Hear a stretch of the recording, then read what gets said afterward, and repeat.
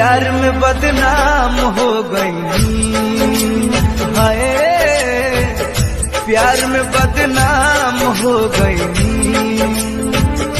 झूठों के क्रिया खोलू, झूठों के वादा कोइलू, झूठों के क्रिया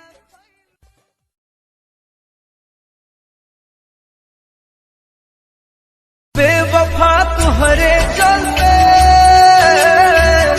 बेवफा तुहरे चलते प्यार में बदनाम हो गई। हाय प्यार में बदनाम हो गई।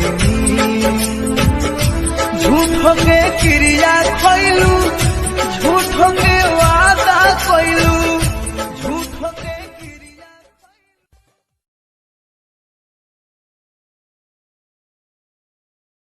बेवफा तुहरे चलते,